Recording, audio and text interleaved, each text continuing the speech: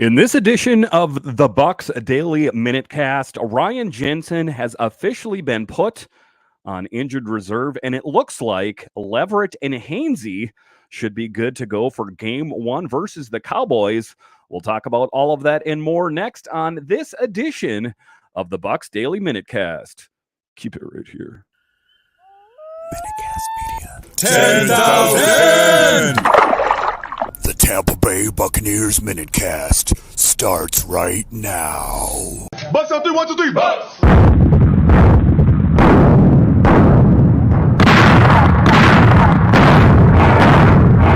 This is the Tampa Bay Buccaneers MinuteCast.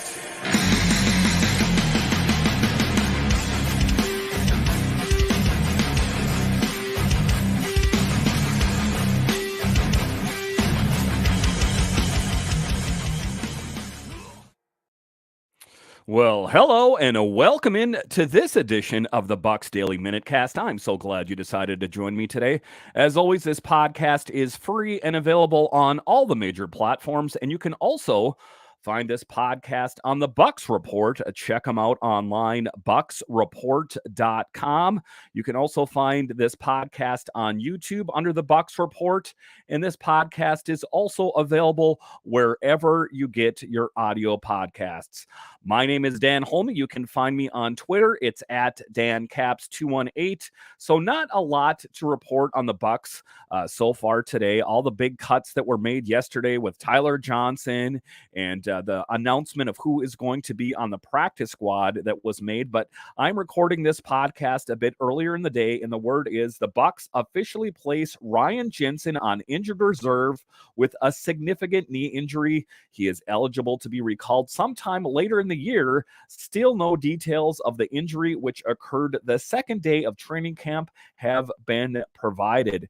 And, that was kind of one of the things that started the Bucs off on the wrong path was the Ryan Jensen injury. And it was one of the things that we looked at like, I didn't really see that coming. I could have seen an injury to Mike Evans or Godwin who, have kind of a history of getting injured. But Ryan Jensen was not one of the injuries that I had anticipated happening. So it is going to be up to Hainsey and or Leverett to rise to the challenge, because this is ostensibly the last season with Tom Brady in the NFL and on the Buccaneers for that matter. So they are going to have to be ready. It has been said that they are not going to go outside of the organization.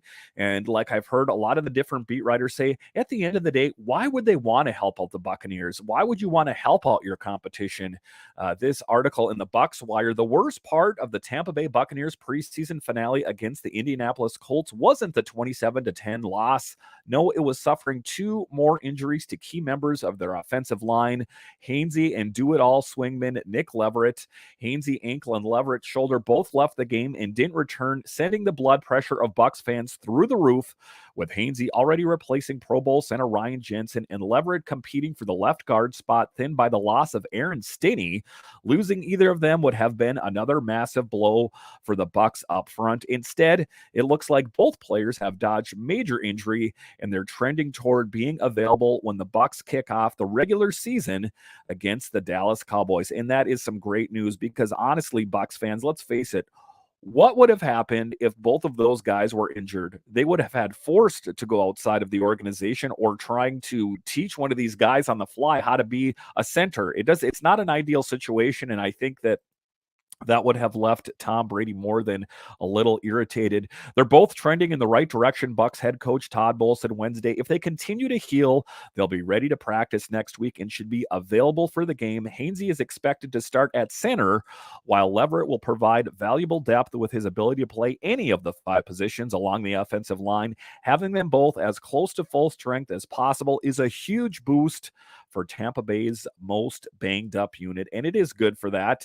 And it's also good that Leverett can also switch over to that if, say, there was another injury to Hainsey. But, I think that ultimately the Bucs are going to have to look outside of the organization and try to get at least a depth centerman, because if you look at it, when we looked at this Bucs team in the beginning of the year, they're stacked. They don't need to add anything else.